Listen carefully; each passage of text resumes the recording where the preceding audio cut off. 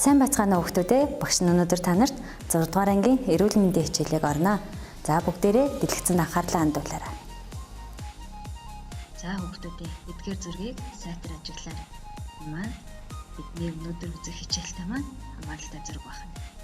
Тэгэхээр та нар өнөөдөр ямар хичээл үзнэ гэж бодож байна хүүхдүүдээ? Дээрээ дотроо хамтлаа төвшүүлье. Бидний өнөөдрийн хичээлийн сэдэв маань болохоор мэдрэмж ба сэтгэл хөдлөл гэсэн сэдэв байна. Таад маань өмнөх зургийг хараад өнөөдрийн хичээлийн сэдэв сэтгэл хөдлөл юм эсвэл мэдрэмжтэй хамааралтай хичээл байна гэж хангалтж чадсан уу хүүхдүүдээ?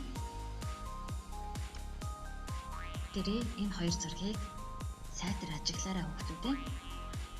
Энэ хоёр зургаас мэдрэмж нь аль юм бол сэтгэл хөдлөл нь бас аль юм бол яаж юугаар илэрхийлэгдээд байгаа юм бол энэ зургийг сайтар ажиглаж агаад мэдрэмж гэж юу юм, сэтгэл хөдлөл гэж юу юм бол өөрсдийнхөө тодорхойлт гаргаад дэвтэртээ бичээрэй хүүхдүүдээ. Одоо бүгдээрээ бидний саяны мэдрэмж гэж юу юм, сэтгэл хөдлөл гэж юу юм гэж хоёр зурган дээр тодорхойлт гаргасан зүйл маань зөв байсан байна уу? Эсвэл жоохон алдаатай байсан байна уу? Тэрийг бүгдээрээ үзцгээе. За, та нар мэдрэмж гэдгийг юу гэж үздсэн бэ хүүхдүүдээ? За, мэдрэмж гэдэг маань үнэн тухайгш нь ямар нэгэн зүйлийг хүртэхийн аль нэг эрхтнийхээ тусламжтайгаар хүлээн авч тусгалсны дараа төрж байгаа сэтгэл буюу бодлыг хэлдэг байх нь. За, та хэдийн бичсэн тодорхойлтноос өөр байна уу? Эсвэл ижилхэн байна уу хүүхдүүдээ? Хэрвээ өөр байгаа бол мэдрэмж гэж юу гэдэг тухай бүгдээрээ тодорхойлтоо дэвтэр дээрээ бичээд аваарай. За, сэтгэл хөдлөл. Сэтгэл хөдлөл нь альваа зүйлд хандах дотоод сэтгэлийн илрэл юм байна. Тэгвэл бидний сэтгэл санаа баярлах, гомдох, гайхах, гуниглах зэргээр хуурч өөрчлөгдөж байдаг. За, та нар болохоор сэтгэл хөдлөл гэдгээ юу гэж үздсэн бэ хүүхдүүдээ?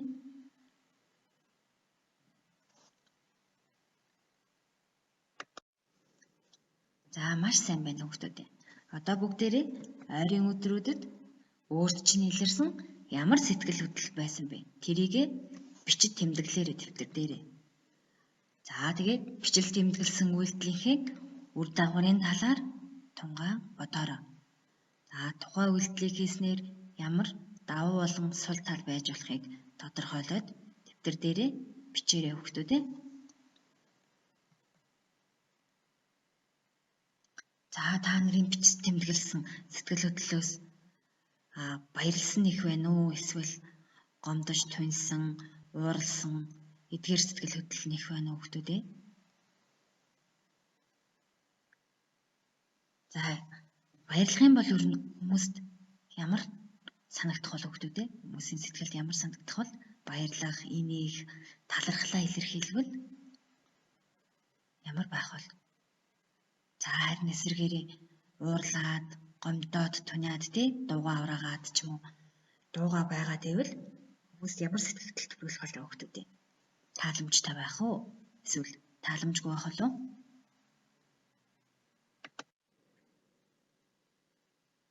Сэтгэл хөдлөл мэдрэмжийг эерэг болон сөрөг гэж хоёр ангилж үздэг байна.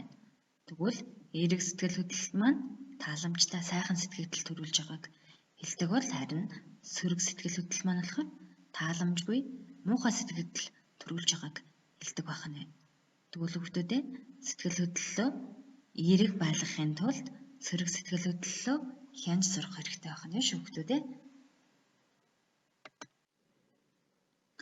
Сэтгэл хөдлөлийн үед илэрх хариу үйлдэлийг бие махбодын хариу үйлдэл болон сэтгэхүйн хариу үйлдэл гэж хоёр ангилдаг байна. Тэгвэл бие махбодын хариу үйлдэлт нь болохоор нүүр улаах, ухаан алдах, зүрхтэлсэх, инээх, уйлах гэх мэт маш олон хэлбэрээр илэрч болдог байна. За, харин сэтгэхүйн хариу үйлдэл маань болохоор зарим хүн ууртай үедээ дуугаа ураагаад үйл явдалд оролцохоо болдог бол нэг хэсэг нь орилж хашгирч бусадтай маргалдаж эхэлдэг байна. Тэгэхээр хүүхдүүдээ та нар өөрсдөө бие махбодын хариу үйлдэлийг ихэвчлэн үзүүлдэг болов уу? Эсвэл сэтгэхүйн хариу үйлдэлийг ихэвчлэн үзүүлдэг болов уу? За, энэ хоёрын маань ялгаатай тал гэж байгаа юм хүүхдүүд ээ. За тийм бол энэ хоёрын маань давуу тал нь юу юм?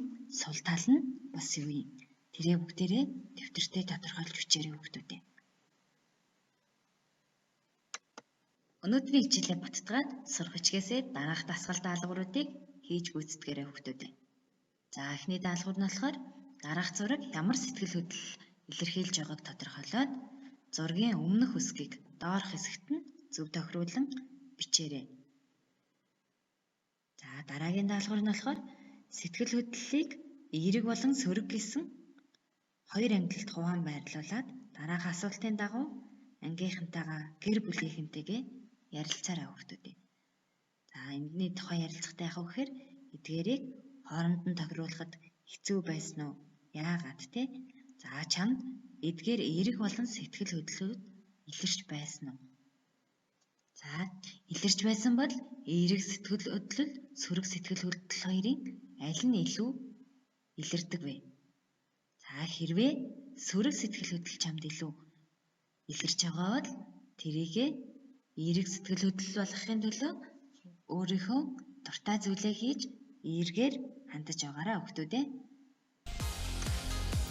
Хичээлдээ идэвхтэй оролцсон хүүхдүүдтэй баярлалаа. Цагийг үр бүтээлтэй өнгөрөөж тэл хичээлдээ идэвхтэй хамрагдаарай хүүхдүүд ээ.